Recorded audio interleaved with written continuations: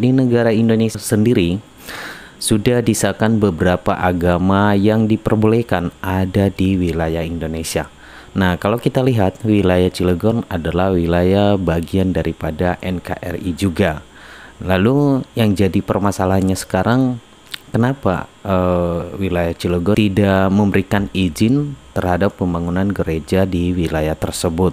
Yang jadi permasalahan di sini sih, kalau menurut saya, nggak apa-apa kalau misalkan warganya menolak. Ya bagi saya sih nggak ada masalah. Mungkin mereka punya hak untuk menolak karena itu wilayah mereka. Akan tetapi kalau kita lihat di video tersebut, bukan hanya saja warga, bukan hanya masyarakat saja yang ikut melakukan aksi penolakan keras, tapi ikut juga wali kota dan juga wakil wali kota. Nah, kalau kita lihat antara masyarakat dengan wali kota itu udah beda posisi ya. Kalau wali kota dan wakil wali kota itu lebih ke pemerintahan. Nah, mereka harusnya lebih tahu mana yang baik dan mana yang tidak. Seharusnya sih yang lebih banyak dikritik di sini yaitu wali kota dan wakil wali kotanya, karena mereka harusnya sudah tahu, sudah paham bahwa di negara Indonesia ada beberapa agama yang sudah disahkan, dan semua agama yang sudah disahkan ini boleh ada di mana saja tanpa membeda-bedakan. Yang penting dia berada di wilayah Indonesia. Nah, balik lagi, kalau misalkan warganya menolak, ya itu mungkin hak mereka. Akan tetapi bagi saya sih nggak ada masalah ya. Jadi gini loh, saya juga asli dari Nias dan saya juga seorang Kristen Protestan. Di Nias sendiri bisa dikatakan mayoritas di Nias itu adalah Kristen semua, Kristen Katolik dan Kristen Protestan.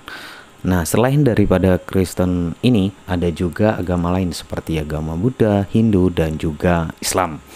Baik, jadi kita bandingkan saja. Sebenarnya kalau di Nias itu bisa dikatakan paling banyak Kristen, dan ya katakanlah lebih dari 70% itu adalah Kristen. Kemudian agama Islam sekitar 20%. Nah, selain itu agama Hindu dan Buddha. Lalu apakah pernah terjadi di Pulau Nias seperti yang terjadi di Cilegon? Tidak. Dari dulu, dari sejak ada Islam atau ada agama selain agama Kristen di Pulau Nias, itu tidak pernah ada penolakan pembangunan seperti masjid, mushola, tidak pernah. Lalu yang kami sayangkan di sini, warga Cilegon tidak membolehkan ada pembangunan gereja di wilayah tersebut.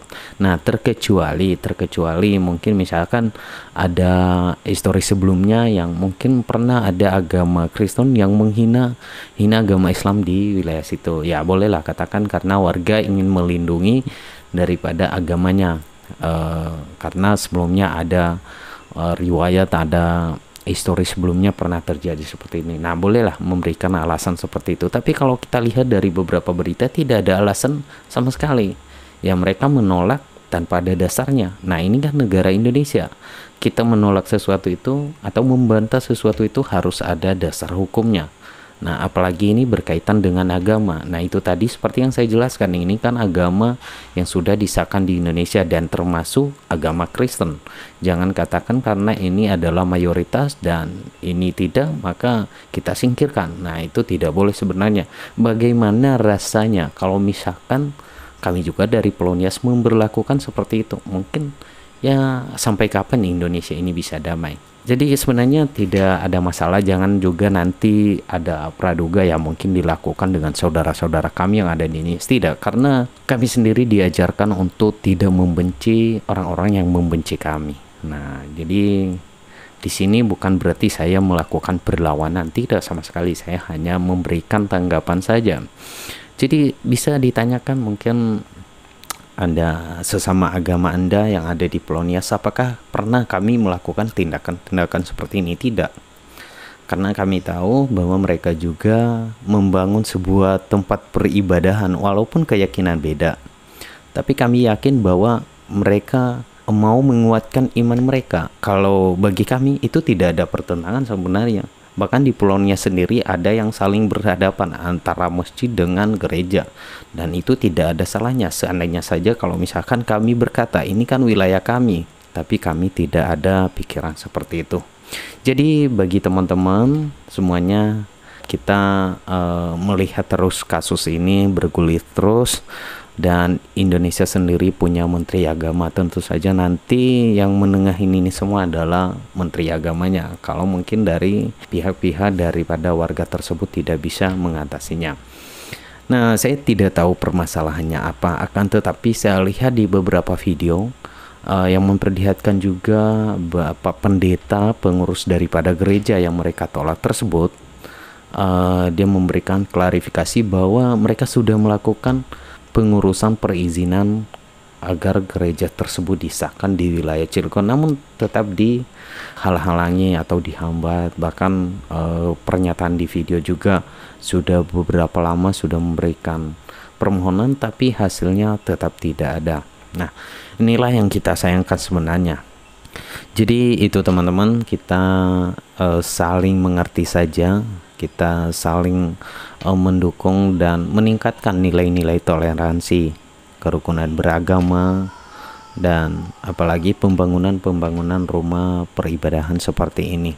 Nah, menurut saya sih tidak perlu ada penolakan kalau bagi saya ya.